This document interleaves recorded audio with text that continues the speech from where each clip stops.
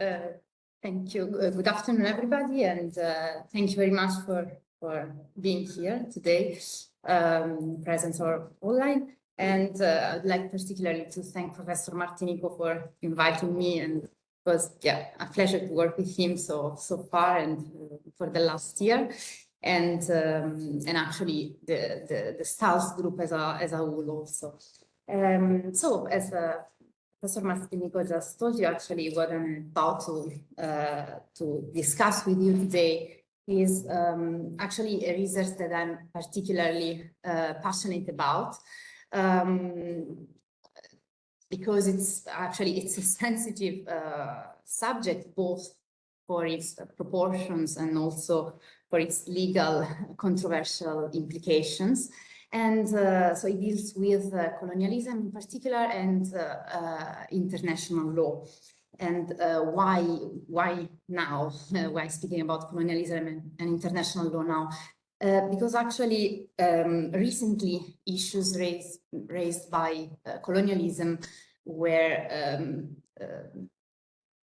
brought by the many former colonial colonies against their former colonial powers. And these claims raised actually a fundamental question for international law and for international lawyers. So how could states address their colonial past? And if we address the issue from a strictly legal perspective, there are quite some limits. For example, the principle of intertemporality, the statute of limitations, the question of also who is entitled to the right to claim for reparations, since actually at that time the colonies were not states, so they were not international actors. There's also an intergenerational dimension of the claims as for the limits, since in the majority of cases, if we speak about individual claims, claims are now brought in the majority of cases by the descendants of the victims and not by the victims themselves. And finally, also a matter related to the impossibility of calculating nowadays losses and damages suffered by the former colonies. So debates so far have moved in this direction, and so focusing on legal arguments concerning reparations within the framework of the international state responsibility. And this approach has over the years precluded remedies for colonial abuses. And that's why the approach of my work turns to the practice of states. So the practice of states themselves offers an important lens through which to understand how the international community is dealing with the issue concretely. And so my research therefore examines the state practice in addressing colonial injustices, asking mainly two questions. The first question is, how do the former colonial powers deal with their colonial past? And the second question is, if in addressing this colonial past, they also referred to international law, and in which way, eventually. So there is today an emerging trend among the former colonial powers to break what has been called the colonial amnesia. So actually up to the last few years, we could say that the former colonial powers were not speaking about their colonial past, neither speaking nor addressing their colonial issues. But it's a matter of fact that states are increasingly acknowledging colonial injustices. And these initiatives are almost systematically framed outside the language of legal responsibility. So what actually I would like to address here today is in my presentation is first I'd like to systematize this recent state practice Trying to identify three main categories of conduct adopted by former colonial powers. And second, I will discuss the implications of this practice for international law, asking in particular whether these developments can be considered consistent, standardized in a way, and if they can contribute or not to the emergence of new legal standards. So starting from the mapping of the state practice, when I actually started to examine this recent state practice, my first problem was that the conduct of state is very variegated. So how to systematize this state practice, which could be, the question was how, which could be the criterion to systematize this very different state practice. And I needed, on the one hand, so a criterion to classify, on the other hand also without sacrificing this diversity. And I classify state practice according to the degree of involvement of the former colonial power, so which seemed to me a criterion that could better satisfy this balance between the classification, but keeping the variety of conduct. And at the same time, also it seemed to me to guarantee a certain correspondence to the forms of reparation under the regime of the state responsibility. On this basis, state practice actually can be placed among a continuum, let's say, ranging from the relatively soft engagement of the former colonial powers to more substantial commitments. And I identified three main categories of emerging conducts. The first one is actually the first typology is the fact-finding initiatives. The second, unilateral apologies and recognition of the wrongdoing. And finally, negotiations, bilateral negotiations leading to the assumption of certain obligations. Let me go to turn to the first category, so the fact-finding initiatives.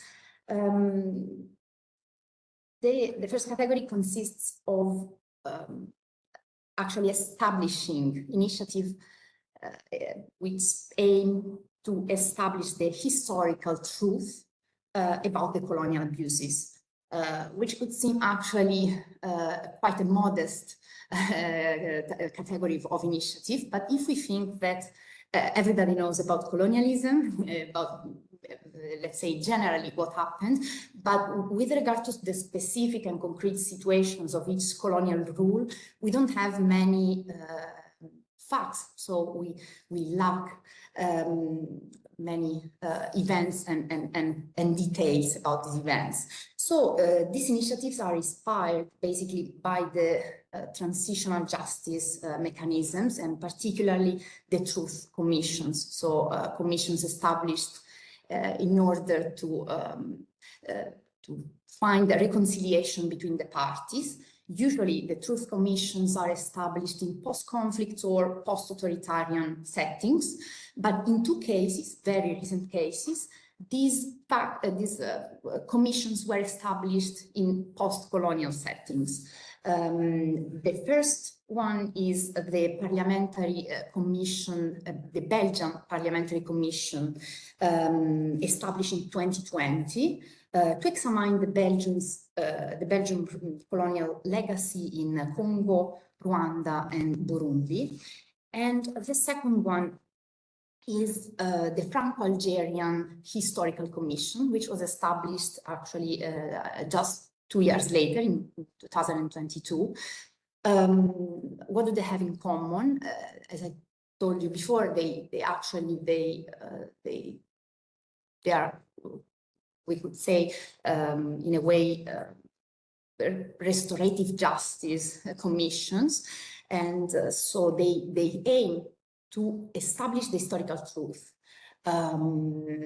So basically, the colonial issue is set as an historical issue more than a legal issue, which can be, of course, the basis for something else, but so far it is framed within an historical, let's say, language. And what would have different is the fact that the Belgian Commission is a parliamentary commission, so a political one. And at the end of so in their final report, they only speak about deep regret for what happened. So they couldn't achieve a compromise for a formal apology. While the Franco-Algerian Commission is a commission made up of only historians, 5 Algerian historians and 5 French historians. So let's see what will happen actually with regard to the Algerian, French-Algerian relationship. We don't have good news because last December, actually, in Algeria, there was a new rule saying that the French colonial past can be considered a crime, a state crime. So it seems that the reconciliation moment between the two countries didn't last so long. As for the second category of state conduct, we enter into a more, actually, a slightly higher engagement of the former colonial power, because the former colonial power expresses an apology or a deep regret for, or regret exactly for what happened in the past. We have to say that despite the fact that this period has been called the age of apology, only in a few cases, actually, I counted with my not mathematics skills, but more or less 12% only of apologies are related to the colonial past. There are actually a few trends that I identified in this number of apologies. The first one is the reluctance to clearly acknowledge the wrongdoing. So states often use a very vague and general language. And speaking about, for example, the apologies that Japan issued to South Korea with regard to their their common colonial past, it was speaking about an unfortunate period or a difficult time, so very general language.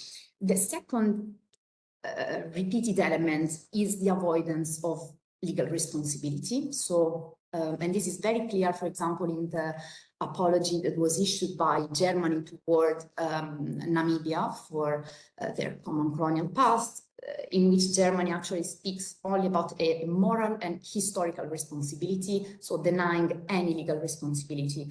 And the third element is the emphasis on the victim's suffering, which, so basically the many apologies actually consider the fact that the victims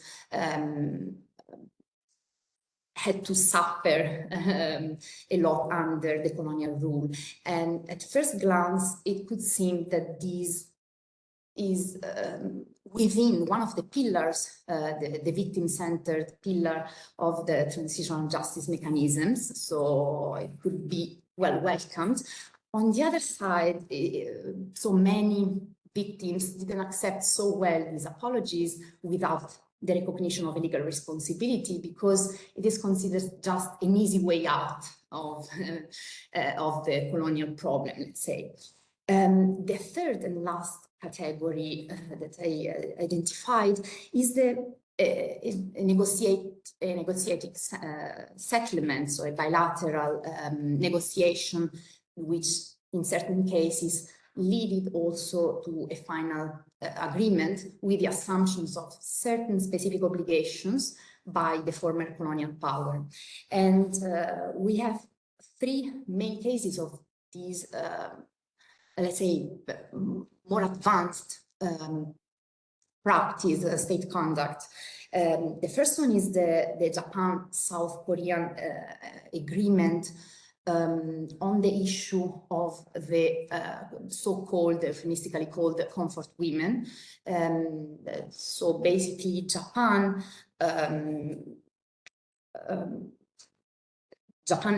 actually this agreement was aimed to solve this long-lasting dispute related to this quite large group of women which were forced during the Japanese colonial rule, and in particular before and during the Second World War, to an institutionalized sexual slavery regime. And so this is the first one. The second one is the agreement, and this was issued in, this was concluded in 2015. The second agreement is the one concluded between Germany and Namibia, which is in a way more advanced than the first one. Germany assumed quite some obligations under this agreement. In particular,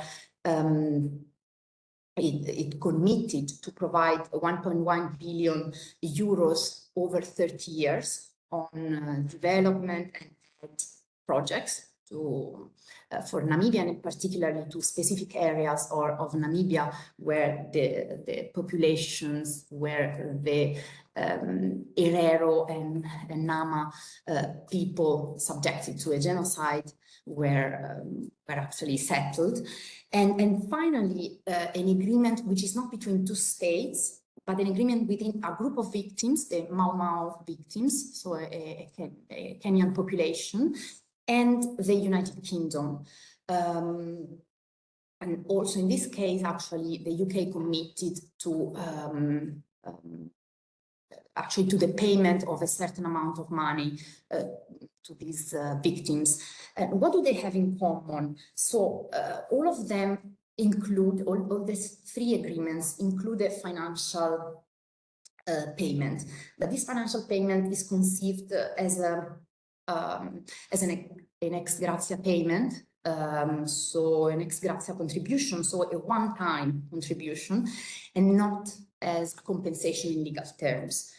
States acknowledge moral responsibility, as I anticipated, for example, in the case of the Germany and Namibia, but not a legal responsibility. And finally, they also include certain clauses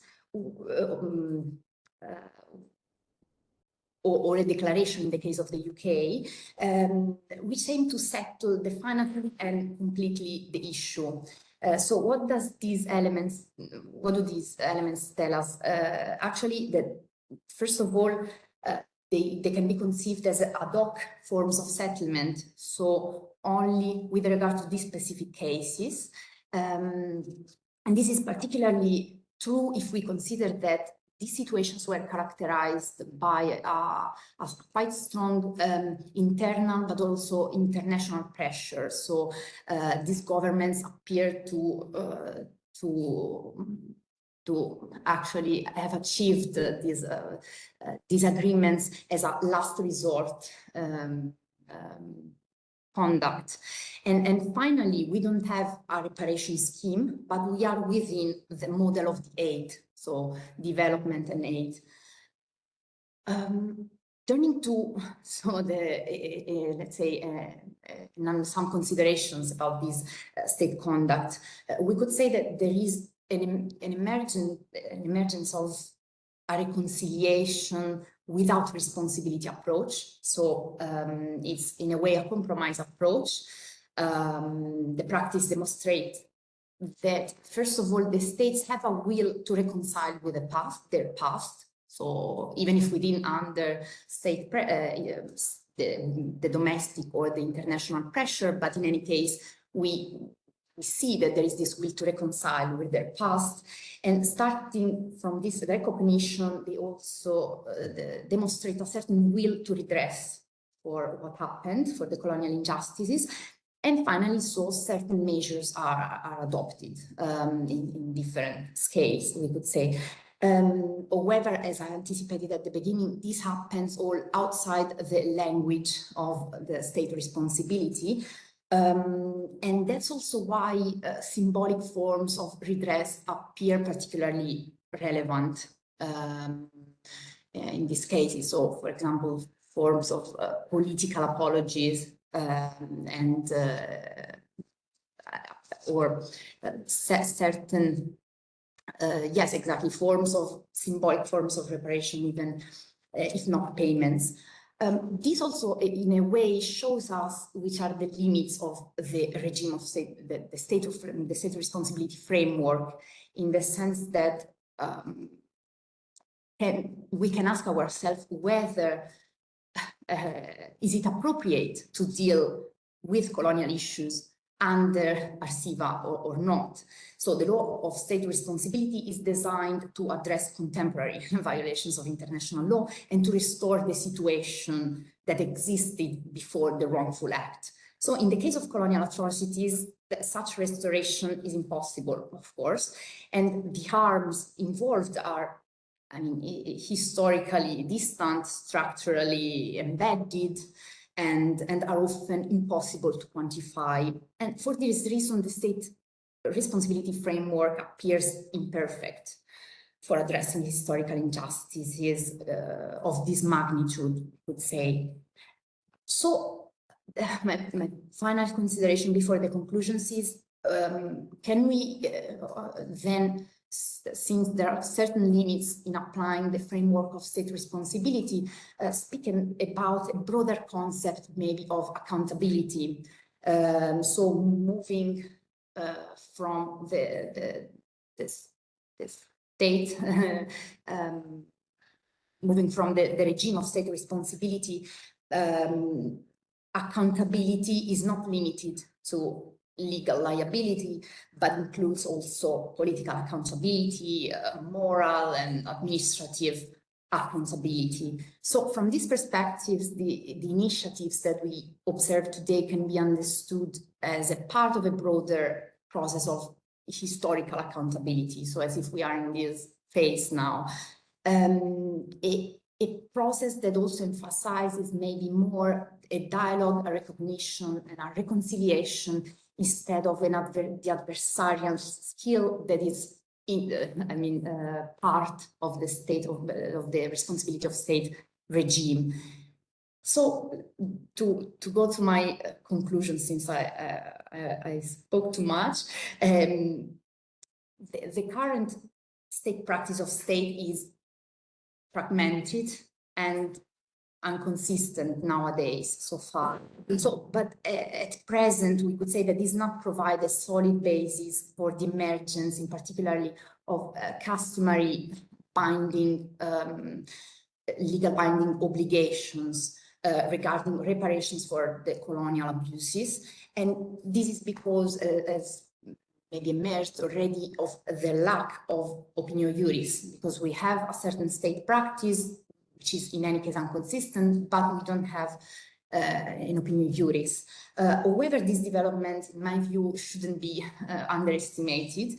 If we think that since a few years ago, it would have been impossible even to imagine that former colonial powers could, in certain cases, even speak about their colonial past, or not even speaking about acknowledging their the colonial atrocities or negotiating settlements with victims. Today, such initiatives are increasingly common.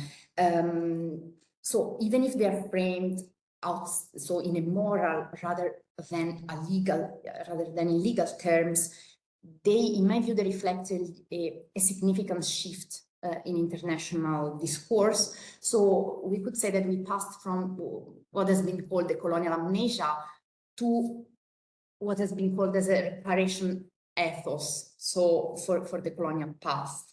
And in this sense, we are in a way witnessing a gradual emergence of an ethos toward for this colonial past that creates, in a way, expectations by the states for a redress, and so to address the legacies of the colonial past. And so in the relationship between colonial history and international law, in my view, is entering a new phase. So we don't know whether these ethos will eventually crystallize in binding legal standards. So this is, we will see in the future. But in my view, it's clear that the relationship between colonial history and international law, it's in a new phase, and it's entering in a new phase. So thank you for your attention, and yeah, be very interesting to see your reflections eventually.